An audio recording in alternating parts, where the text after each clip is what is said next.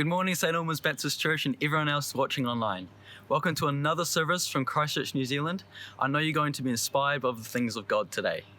We've got a praise and worship song for you to enjoy and an inspiring message followed by a testimony on how to find faith in God. If you live in Christchurch, New Zealand and enjoyed today's service, I would invite you to check us out personally next week. We would love to meet you. Sit back and enjoy.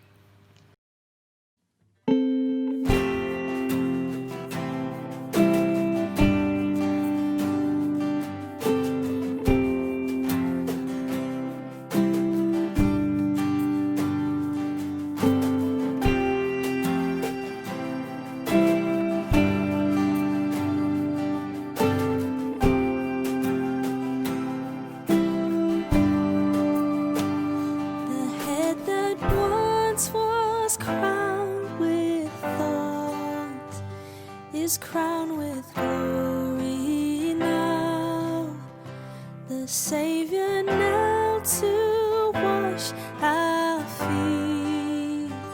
Now at His feet we bow.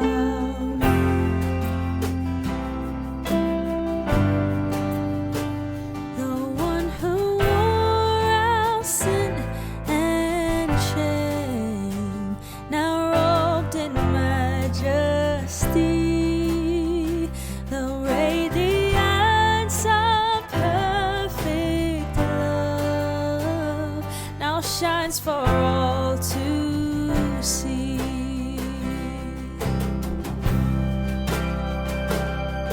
Your name is victory. All praise will rise to Christ our King. Your name is victory.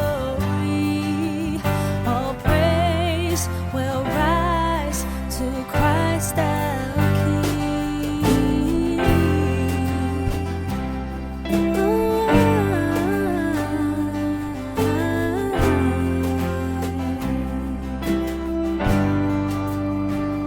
The fear that held us now gives way to Him who is our peace. This final breath upon the cross is now alive in me.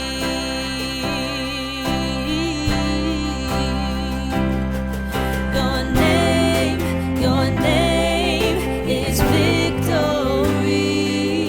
All praise will rise to Christ our King. Your name is victory. All praise will rise to Christ our King.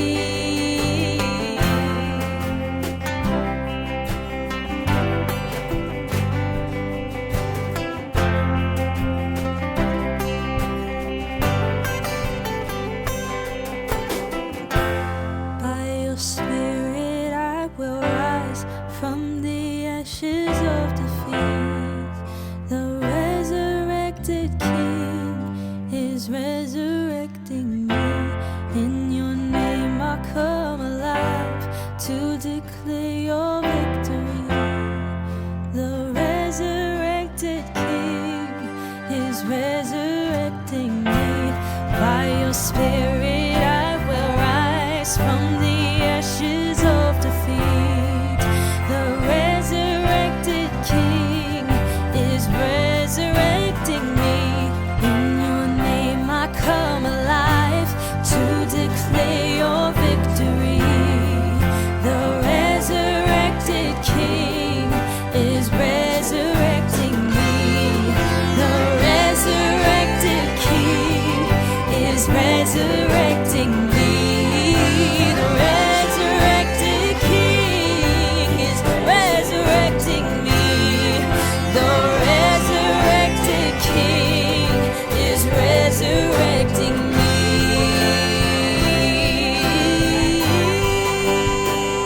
The tomb where soldiers watched in vain was bought for 3 days.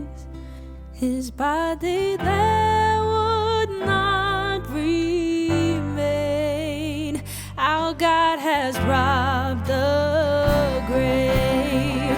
Our God has robbed the grave. Oh, your name is victory. All praise will rise to Christ our King. Your name is victory.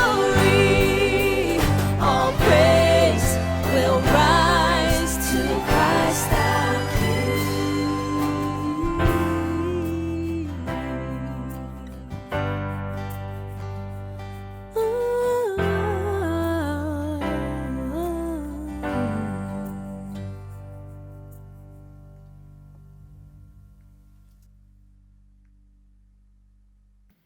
Good morning, everyone. My name is Jennifer, and today it is my privilege to be able to tell you a little bit about how my journey with God began. I grew up in a Christian family, and because of that, I had a really good awareness of God and an understanding of Him right from an early age. So my journey begins with my earliest childhood memories. When I was 4 years old, I remember going to a navigators conference. I was a very shy child, so when it came to going to the creche, I was not very happy about it. So they let me go into the children's program with my older sister. There we learnt about many stories from the Bible. But the thing that stuck out the most is at the end, they asked if there was anyone who wanted to ask Jesus into their hearts to put up their hand. Now I suddenly went from this small, young, shy child to feeling big and brave. And I put up my hand really high because I wanted to ask Jesus into my life. And another memory I have is visiting my Nana. And whenever we visited Nana, she would always love to sing us some hymns. And one of her favourite hymns was, "What a friend I have in Jesus, all my sins and grief to bear. And what a privilege to carry everything to God in prayer." And these words really struck hard with me because all through my childhood, I remember that Jesus was my friend and I could talk to him about anything. But when I was 13, I felt the need that I needed to recommit my life to him. And there wasn't any big altar calls or anyone saying anything. It's just something that I guess it was just a stirring in my heart, something that I felt like I needed to do. And so I went into the bedroom on my own and I recommitted my life to him. And I remember it because I felt God's love come over me and I felt a real peace and a real joy. And it made me really happy. And soon after that, I wanted to be baptised, which was another feeling that I got and a desire to follow that prompting to be baptised. But when I spoke to my parents about it, they said I was too young and wanted me to wait. So I said, "Okay, God, I can't do that at the moment." And then it was a while later that I went to a youth group camp. And at that camp, I had another experience of God where he just revealed himself to me in a really amazing way. And I got that desire back to be baptised. But I said, "God, I've already asked my parents and they said I'm too young. So if you want me to be baptised, you need to do something about it." And as I just finished praying that, I walked through the kitchen where my mum was, and she turned around and she looked at me and she said, "Your dad and I have been talking, and if you want to be baptised, you have our blessings." So that was just a real confirmation that I was hearing from God and him working as well. When I was 17, I decided to move to Christchurch. we were living in Blenheim at the time. And I made that decision on the Friday, and by the Monday morning, I had all my things packed. I was on the bus with all my belongings and my bike heading for Christchurch. I joined my sister who was already there, and together with Megan, we found a house to live in and to rent. And we were happy that it was our own place, and we were in a new neighbourhood. And so we decided to try the local church there, which happened to be the St Albans Baptist Church in Thames Street. And so the following Sunday, we hopped on our bikes and we decided to make our way to the church. But because we were on our bikes and because we got a little bit lost, we were very late to the service. And when we got there, we found that we couldn't sneak into the back because the doors were halfway down the side. And so as we walked in, everyone was seated, and it was really obvious that we were there and that we were new and that we were trying to find a seat. At the end of the service, after the grand entrance that we made, I just wanted to discreetly slip out unnoticed.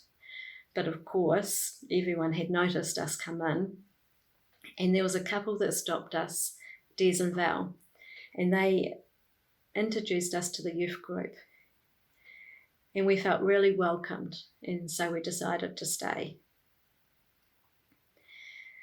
Not long after that, we were burgled. We were coming home from a Bible study to find that our house had been burgled. And probably as we walked in the front door, the burglars were walking out the back door because that was wide open. And that gave us, made us feel a little bit insecure and unsettled there. It's not nice knowing that someone's been through your belongings, your personal things. So we decided to look for another flat. But this time we decided we wanted to have a guy in the flat.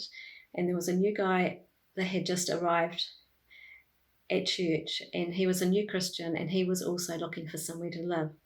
So we asked him if he wanted to go flatting with us, and he agreed. But little did we know that this had caused quite a stir amongst some of the older people in the church.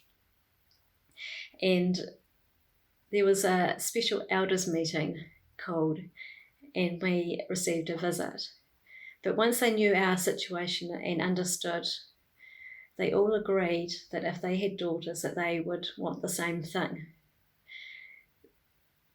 That we could have been offended at this, but instead we really appreciated the fact that there were people that went out of their way who cared for our well-being, and we felt really at home and really happy to be there. Now, as I said earlier, I was brought up in a Christian home, but that doesn't mean to say that everything was always sweet and lovely. I still had my trials. For when I was about the age of 10, we became a foster home. And so therefore, for the next few years, we had many children come and live with us, up to 3 at a time, and they stayed for several weeks to a couple of years. And although I loved this time, it also brought a lot of challenges for me and a lot of struggles. And we all know that just because you become a Christian, it doesn't mean to say that we don't have struggles. But what we do know is that during these times, that God is always there with us. And that is something that I've really known then and have known for the last few years, when things don't always go right and there is chaos in your life and there is difficulties.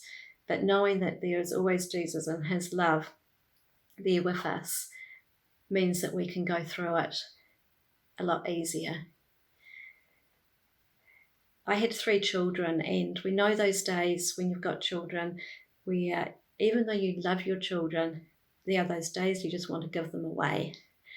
And it's those days where they are always fighting, they're arguing, and nothing goes right, and it can be chaos. And you get to the end of the day and I just want to give those kids away. But then you put them to bed, and later that night you go in and you watch them sleeping, and just all the mess and all the chaos and all the stress of the day just melts away, and you know that tomorrow's a new day, and your love for those kids are just at its best. You just love those kids so much.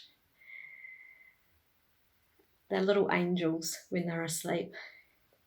And I quite often see that as a picture of God, that it doesn't matter what we go through, God's love is always there. And there's a verse that I really love from Psalm 139. It says, "How precious to me are your thoughts, God.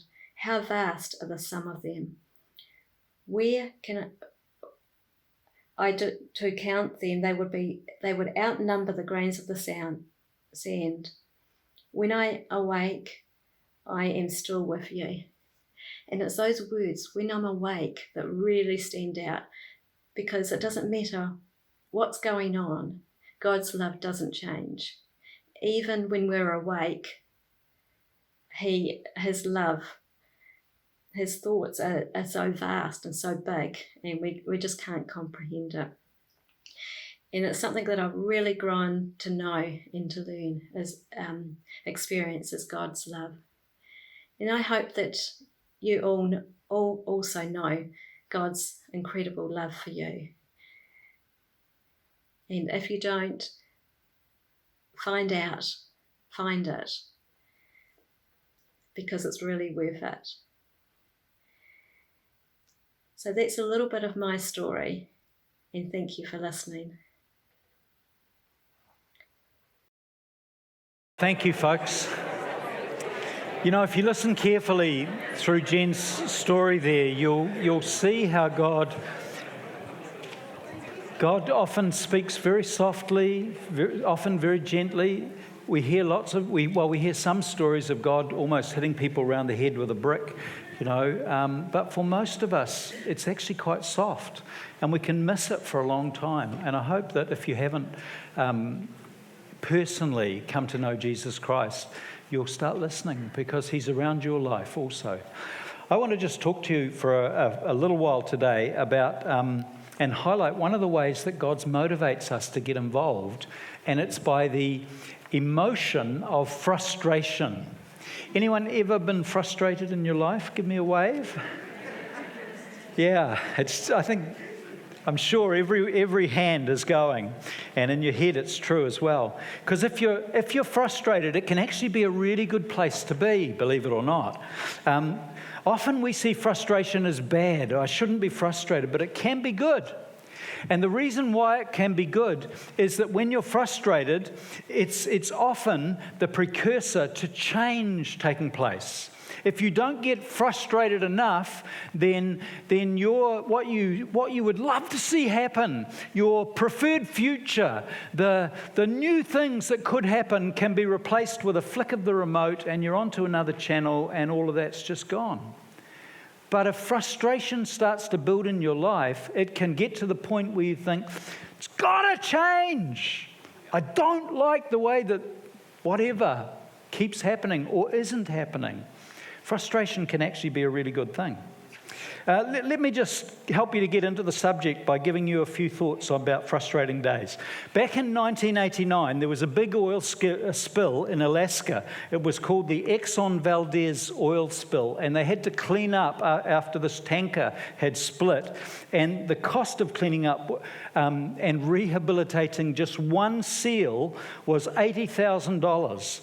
And after everything was cleaned up, they had a ceremony where 2 seals were released back into the wild to cheers and applause from all those that were watching. And within 2 minutes, a killer whale ate both of them. That was a bad day, a frustrating day for the people that had spent all that time. Another story, a teenager had just gotten his driver's license, and he said to his father, who was a pastor, could I use the car, Dad? And his father said to him, he says, look, I'll make a deal with you, son. You bring your grades up, you study your Bible a little bit, and you get your hair cut, and then we'll talk about it. So after about a month, the son comes back to his father to assess things. And his father says, "Son, I'm actually really proud of you. You know, you've brought your grades up. You've been studying the Bible. I've been watching you. But you didn't get your hair cut." So the young man waited a moment and he replied, "You know, Dad, I've been thinking. Samson had long hair. Moses had long hair. Noah had long hair. And even Jesus had long hair, Dad." To which his father quickly replied, "Yeah, and they walked everywhere." Frustrating day for the boy. Third story, a woman came home, screeched her car into the driveway and ran into the house. She goes, and she slammed the door and shouted at the top of her lungs, "Honey, pack your bags. I've won the lottery." Husband replied, "Oh my goodness, what should I pack? Beach stuff or mountain stuff?" She calls back, "I don't care, just get out." Life is not always rosy, as Jennifer was saying. Our relationships strike trouble, our cars break down, and we don't always enjoy our work. We can get frustrated. But how do you respond when you get frustrated? Sadly, many people stay in frustrating circumstances year after year as if they just got to live there for the rest of their life, and they just don't make changes. How do you respond? I want to take you to a passage in the Bible where everyone's frustrated. You know, the leader is frustrated, the people are frustrated, even God's frustrated. It's in Numbers chapter 11 and verses 4 to 6. You'll see it up on the screen, or you can open your tablet up and read it with me. In the NIV it says, "The rabble with them began to crave other food. And again the Israelites started wailing and said, 'If only we had meat to eat. We remember the fish. Remember how succulent it was, how sweet it was that we ate in Egypt. And it didn't even cost us anything. Also the cucumbers, the melons, the leeks, the onions and the garlic." And they're kind of salivating at this stage as they're moaning and wailing. "But now we've lost our appetite. We never see anything but this manna." And then in verse 10, Moses heard the people of every family wailing, each at the entrance to their tent, and the Lord became exceedingly angry. That's a phrase you don't hear all that often, but this group of people moaning about the food got him really, really angry. And Moses was troubled. He asked the Lord, "Why have you brought this trouble on me, your servant? What have I done to displease you, that you put the burden of all these people on me? Did I conceive all these people? Did I give them birth? Why do you tell me to carry them in my arms as a nurse carries an infant to the land you promised on oath to their forefathers? Where can I get meat for all these people?" Remember, he's out in the desert at this stage. "They keep wailing to me, 'Give us meat to eat.' I cannot carry these people by myself. The burden's too heavy for me. If this is how you're going to treat me, God, put me to death right now if I've found favor in your eyes." He's pretty ticked. The Lord says to Moses, "Bring me 70 of Israel's elders who are known to you as leaders and officials among the people, and have them come to the tent of meeting, that they may stand there with you. And I will come down and speak with you there, and I will take of the Spirit that is on you and put the Spirit on them. And they will help you to carry the burden of the people, so that you will not have to carry it alone." Then the Lord came down in a cloud and spoke to him, and he took of the Spirit that was on Moses and put the Spirit on the 70 elders. And when the Spirit rested on them, they prophesied, but they did not do so again. However, 2 men whose names were Eldad and Medad had remained in the camp.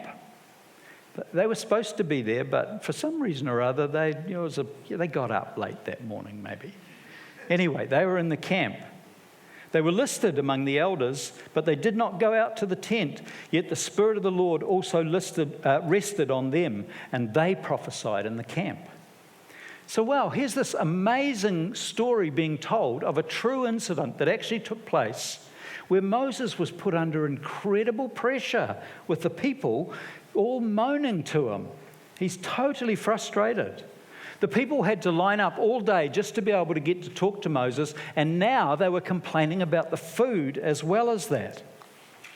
And the frustration drove Moses to some real, honest, and downright desperate prayer to God. He knew he couldn't continue like this. It was just untenable that it would actually keep continuing. It had to be different, but he didn't know how it could be different. And I want to say to you that if frustration gets to the point where it drives you to God, you're onto a good thing. It's good. Because without frustration reaching a certain point, we will just go to bed, get up the next day, and have another day. And he didn't want to go back into that situation where everyone is looking to him and telling him that the past was much better than the now. You know, we can get frustrated about many, many things. I reckon as I'm talking, all sorts of things are coming back to you or are before you now that you're thinking about. I had a friend who was working in community ministries, and she was at a community ministries hui. And everyone was saying that you can't talk to people in the community about Jesus and receive public money. And she was hearing it privately, she was hearing it from the stage. And eventually she got so stirred up when it was her turn to speak, she said, "Of course you can. You can talk to people about Jesus. You just have to do it wisely." And you know, it's very true that the Maori health model that's accepted by all our district health boards is called whare tapawhā. And it talks about a house with four walls of the house. And each one of those walls is necessary for the house to be able to be strong. And there are four different aspects of a human person's life. Where one of them is physical. We've got to be exercising and keeping ourselves physically well, but also we've got to be emotionally well in our emotional health. And then we've got to be relationally well to our extended family and our whānau, if you like, to say it in that way. But then the fourth wall is the spiritual wall. And where people are looking for help spiritually, you can talk to them about spiritual things. And spirituality builds strength and stability and values into our lives. And her organisation now has grown to become the largest community ministry in the whole of our Baptist denomination. And she's on a government board, or that advises, not on a government board, she advises on a board that advises the Prime Minister and other MPs that are there. And she's been doing that for about 10 years. And the Prime Minister and mayors and MPs come to their church and their ministry to see what's going on because they're all so impressed by the outcomes that this group's actually having.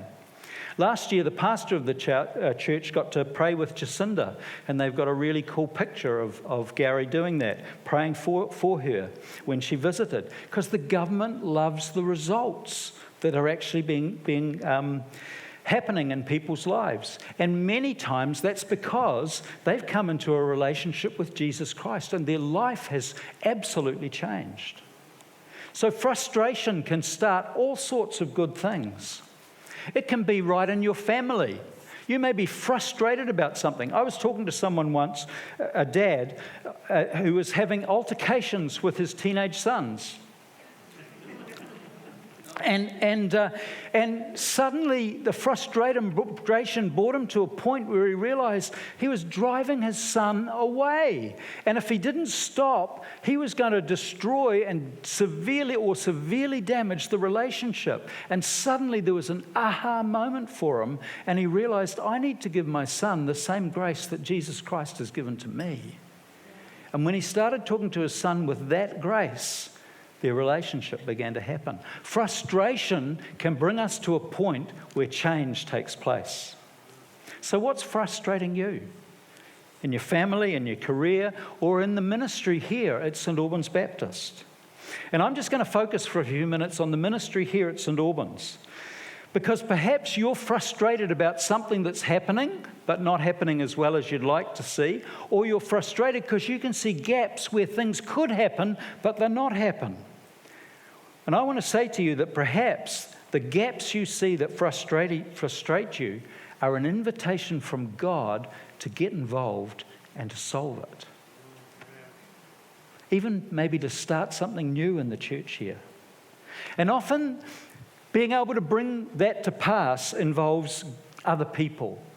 God told Moses, get 70 people. I doubt you'll find 70 helpers. But if you look around, you need to look around and see who is on your team. Who else would be interested in getting involved in this? And there'll be more than you think. There'll be an Eldad and Medad somewhere around the team as well. And they probably won't be in the finished product, mature person state. Many of them will be like fresh, I can't think of the right name, clay, needing to be molded and needing to have some rough edges taken off. But if you have a sense of vision, it will attract people to you for that. Talk about your frustration with the trust staff. Talk about it with your Connect group.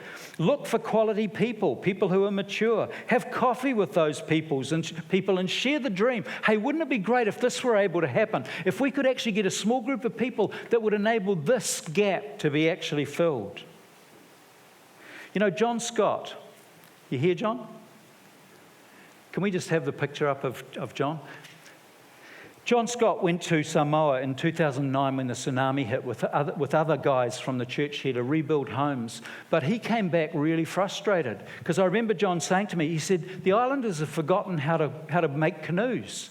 And maybe they're not even allowed to cut down the coconut trees and carve canoes out anymore, but they've forgotten how to do it. And he said, people are fishing on the shore and the fish are way out there, and other people are standing in water up to this chest area, and they're throwing the line out, and if they catch a fish, they have to tie it to something attached to their belt. Not a very good idea in shark-infested waters. And John came back really frustrated, and he thought about it, and he thought about it, and he prayed, and he prayed. And you know what? Some of you came around him, and you began to say, John, something could happen here. And he designed a canoe. Can we go and have a look at some of them? He designed a canoe, and he went back. And Malcolm, you joined him amazingly and have been back and back and back, and Paul Cruikshank and others. In fact, how many of you have been with John to Samoa? Just raise your hand. Look at these people around the church that have gone there. The frustration drove him to it. And then the frustration became something else because John was taking 3 weeks or a month off with no pay to pay for himself to be able to fly to Samoa and teach the Samoans that were interested how to make these canoes. And the cost of that is really significant if you're going several times a year and taking that sort of time off. And that drew to him Carol Evans, and it drew to him Leanna and others who said, we need to get a trust around you and we need to fundraise. And the church could even put some money in there. And we've been doing that for years now, putting money in, because the frustration, we could see the vision, but the frustration meant that people came on his team. Do you see what I'm saying? Or what about this guy, Richard Starling? Richard, are you here today? Came the reply. Richard had a passion for change in Aranui, and he'd seen in some families dysfunction, he'd seen abuse, he'd seen suicides, and this passion in Richard caused him to get in the car every Friday night with a couple of mates, and they parked outside Aranui High School, and they prayed that God would raise up something that would change how the people in Aranui felt about their children and what was happening for the children in the area. And they prayed for 2 years every Friday night until God spoke to them and said, okay, enough of the prayer. Now I want you to go and introduce yourself to the principal of the high school, and and ask him for this, this, and this. And that was the beginning of their ministry. And now they own 3 shops. And this was a carving being unveiled on one of the shops that they have there in Hampshire Street. But they own actually 3 of them. And they own them because businessmen got around Richard. His vision drew people who had come out of the hood and had made it in life. And they said, we believe in you. We've got the money. We will buy these shops so that you can do the ministry. Let's have another picture. And these are some of the kids that Richard works with. Another one. And there you can see the carvings once they are actually unveiled. Go there. We've got a trust around this. Crossroads Youth with a Future Trust. And as a church, we give money every year. But Richard's vision that he's had for these kids for years, 25 years longer and longer, has meant that he's drawn Robert Norris around him, and Tony Norris and Sue Norris and Anna Button around him, and they're all on the board that is the trust board that's overseeing this, because frustration, if you hold on to it and press through, can lead to amazing ministries. And you know, today is the day of the AGM. Now, forget about the word AGM. We have to call it that. But it's a time where we're talking to our volunteers and that have served so well to many of you today. And I just encourage others of you to come. But what I want to say is, let's have a look at some of the pictures of there's the team. Wonderful, wonderful people. Can we give them a hand? If you stay, you get a light lunch, and it'll be over within 3/4 of an hour. So you're not committing your afternoon. It's going to be just a really smooth operating time, and you'll see a great video of a lot of the work that they do. But just take the next 3 or 4 slides through. This is one of the walking groups that goes on. How many need to walk your 10,000 steps every day? How many of you are doing that, walking your 10,000? Oh, come on. I talked to some of you, and I know you're wearing the watches. Oh, you're very quiet. So all they're doing is saying, here's an opportunity, let's do it together. And you know, when you go walking with people, what's the thing you do? You talk. It's wonderful, really good. Another one of the events, being out there. And of course, we run meals round about just every 5-6 weeks. There's a meal here. Somewhere between 50 and 80 people being on, and wonderful people sitting together, talking, eating. Really cool. One of the walks obviously took them to an exercise place, and they're getting it on. Another one of the events, really liked by sheep. If you become a volunteer in the Neighbourhood Trust, the sheep will love you. It's just incredible, the things that are taking place. Don, I'm going to play a clip of Don sharing something, but Don is running something called Kiwi Dads, and they're just seeking to connect with dads, particularly solo dads. But just listen to his story of one of the things he got involved in. Well, g'day everyone. We've got a very different scene again today. Did something different yesterday actually, from our normal thing, and we're going to do something a little bit different again today. I'm in the red zone in Christchurch near the Avon River, and beside me you see this trailer with a whole lot of things on it. There's a fridge and there's a number of different pieces of furniture. I'm going to come and stand in my car, and when we look inside my van, you can see that it's chocker as well, with all sorts of stuff. There's some artwork. Made a mistake there. There's some artwork. There's right beside me in my seat, there's a brown box that's called a Kai box. So we've got some food, and which we give to some of our families who are in need. I'm not reading a story today. I'm going to actually tell you a story, and it's a true one. And this is something that has happened to me quite a lot, and that is when sometimes a need arises, and all of a sudden, at the same time, people who don't know about this need provide things or tell me about things that they've got that they don't need anymore. One of these happened a number of years ago, probably about 10 years ago or so, and I was working at St Stephen's Anglican Church at the time. A lady called me and said she had it was almost brand new stand-up drawer freezer. So it had about 4 or 5 drawers in it. And she said, I don't need it anymore, would you like it? And I thought, of course I would. Love it. So I thought, I could use it for storing stuff, for preserving my fruit and doing all of those sort of things. So I got a hold of it, got it home, and within the week, the Shirley Community Trust, who work out of St Stephen's Anglican Church here in Christchurch, they put out a request saying that they were in need of a freezer to store large amounts of cakes and slices, because every Friday morning they would do a coffee morning, and they needed a place to store it. And tell you what, that got me right in the heart. It was like, ooh, I'd love to keep it, but I have a feeling that it's been put into my hands to be able to pass on to someone else. Well, that's kind of what's happened over the last 2 or 3 days. A particular need for somebody who has been moved into a house or a flat, but doesn't have anything very much in the way of furniture or things to furnish it.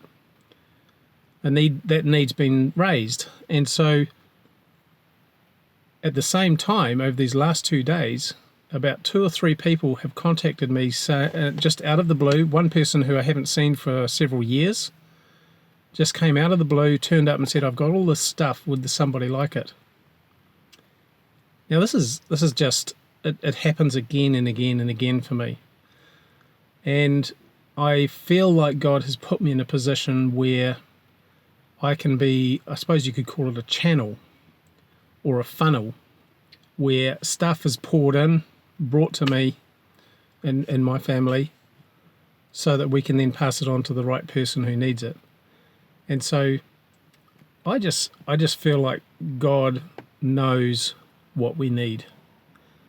And it's a simple matter sometimes to just say, God, this is what I need. I place it in your hands. I don't know where it's coming from, but I firmly believe that God hears you and he provides at the right time. It doesn't always happen at the time we expect, but it does happen at the right time. So I just want to encourage you all today, kids and parents. Maybe you don't have a faith in God at the moment, but I do encourage you to just put your faith out there and say, if you're in need for something, just say, God, this is what I need. And just wait and watch. It will happen at the right time. It might not happen in the way you expect. It may happen even differently, but the need that you have will be provided. So that's my encouragement for you today.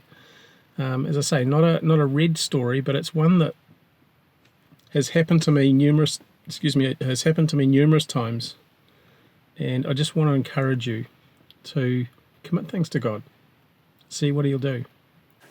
I'll just finish a little bit of that story. The amazing thing of being part of the trust, and you could be part of this with Don, seriously, is that someone had come out of prison and they had nothing. They needed stuff.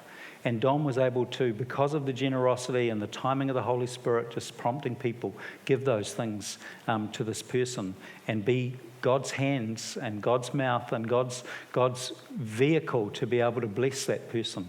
Isn't that cool? But you could volunteer into things like that Don is doing. He's one person, but more Dons can do so much more. It's incredible. We run before and after school programs for kids, and we have done for years and years and years. And so many of the youngsters in Moriha have been blessed by the fact that those programs exist. And again, there's places to be able to be involved. English is a second language. We have a tutor who offers that, and I read her board report just on this week, and she said, there are 4 students who are English second language students who would like to do a course to find out about Jesus Christ.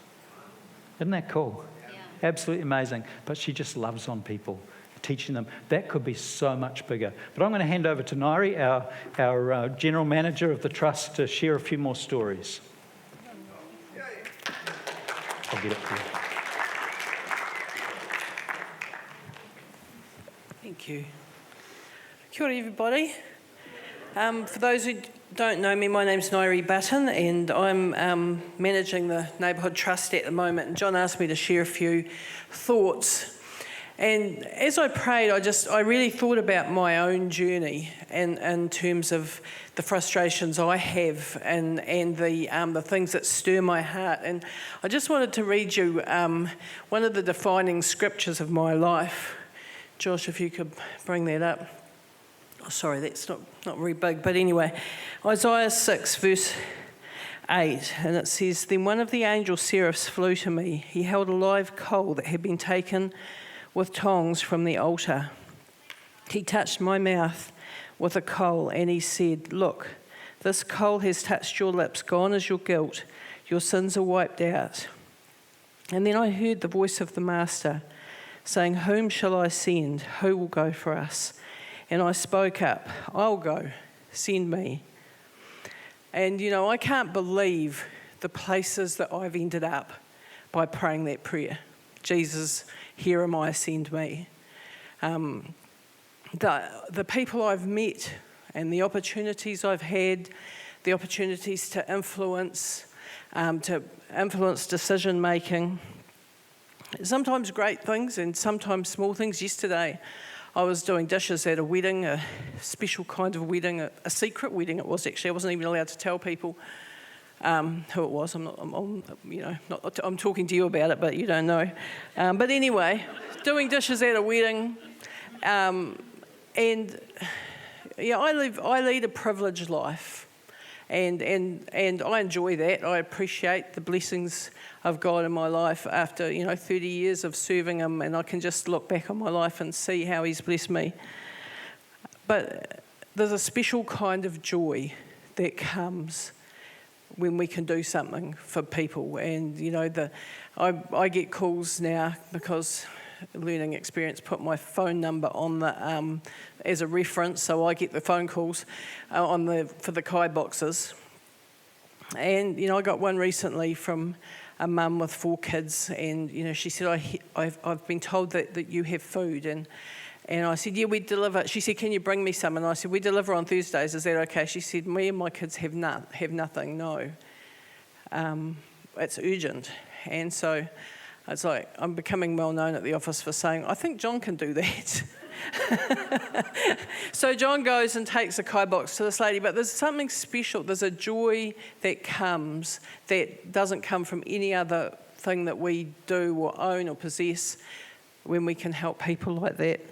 So I just want to finish with I think it's the chorus of a song that I really love. And it says, Spirit, lead me where my trust is without borders, like where my trust has no limits. Let me walk upon the waters, like into the realm of the miraculous. Wherever you would call me, take me deeper than my feet could ever wander. Past where I would naturally go, and my faith will be made stronger in the presence of my Saviour. And and when we step into to address some of the frustrations that John's talking about, whether we do it as an initiative ourselves because of our frustration, or whether to come along somebody else who's leading and help out and be a part of that, there is a blessing in that. There is the favour of God on it, and there is a special kind of joy and sense of fulfilment. So I just encourage you, as you listen to the rest of John's message, think about Jesus, here am I, send me. Can you bring the team up? Cheers, Nari. Team, can you come up? We're just drawing to a close. I just want to paint a few future possibilities. The third age, you with me? Retirement. The third age. All that experience and wisdom, energy. You've got some left. Why would you want to waste it? Why wouldn't you want to do what the volunteers who were here and volunteering when I came 24 years ago? They're still volunteering, but they're 24 years older. Why wouldn't you, as you're approaching the third age, want to not let any of that energy and experience and contacts that you have for various things go to waste? Whether it's biking, don't go off biking by yourself and think, I'm going to bike for the next 20 years by myself or with my little group of 3. Why don't you think we can have 30 of us? We can have 50 of us. There are so many people who live just up towards Redwood and Belfast. There's thousands of people who the number of relationships and friendships are getting smaller. They don't know people. Not everyone's in these glitzy and glamorous, super lovely retirement homes. A lot of people just with their networks getting smaller and smaller. And you know, God's given us all a mission of reaching people and touching people and loving on people and sharing with people. True?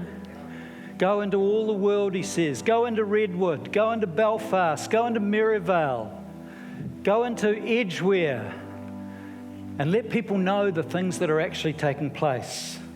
You know, so much possibility. Games together, trips together. Why don't we start a book club or an op shop or do projects together? English is a second language. We have one tutor with a number of students. But I know there have been seasons in this church's life where we've had 4 or 5 people trained in ESOL. And why not volunteer your skills and abilities for a night? And why not someone who can play a guitar come along and provide some time for singing? Because that's a great way of learning the English language.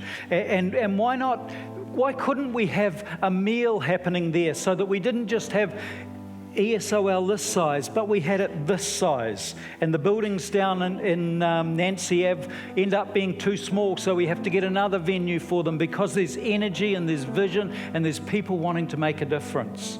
Why couldn't it happen?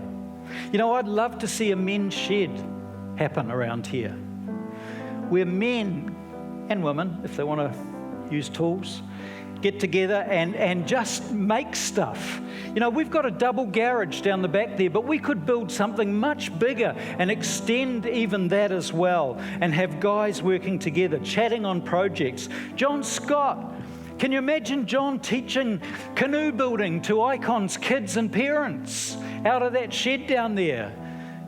It's a great vision, John. Jeff's got a garage full of tools. There's so many tools. There's tools for Africa. And he's got so much knowledge in his head that could be put together. We could have guys building motorhomes as a project out of a men's shed. Aluminium canoes. Open the TY smelter for a bit more and get some fresh aluminium in. Why not? What are you sitting on? What's frustrating you? You think, it'd be good if that happened, but someone should do it. God might just be saying, no, why not you? Why wouldn't you want to join something that's already operating? Or come up with an idea and talk to your mates, talk to your friends, to the point where you can actually see how it could come to pass. Really small things can end up being very, very big things. God dreamed dreams happen because some people say, everyone might say it can't happen, but I'm going to do it. I'm going to do it. I'll leave it. We're done. If you want to say yes to God, if God were to tap you on the shoulder or speak silently into you a vision or a thought for something fresh and something new or joining something, and you want to say, God, I'm open to it, I want you to stand right where you are now and I want to pray for you. God bless you. God bless you.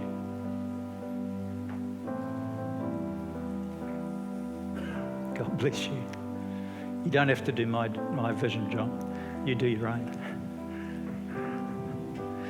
God, Moses didn't understand all this when it was actually happening. It took revelation. But we live in a day when the Spirit's been poured out upon all people who come to know Jesus Christ.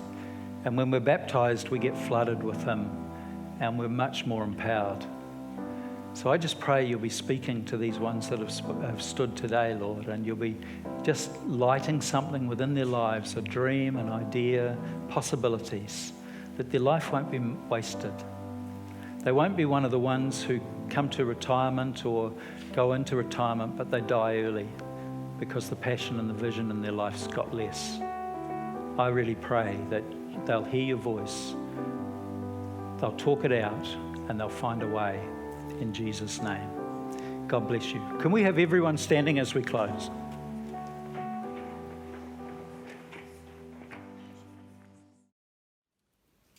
Thanks so much for joining us today. And our prayer is that you have sensed God's presence with you, whether that be through the worship time, whether that be through the message or the personal story that got shared at the end, but that somehow your heart has resonated with it.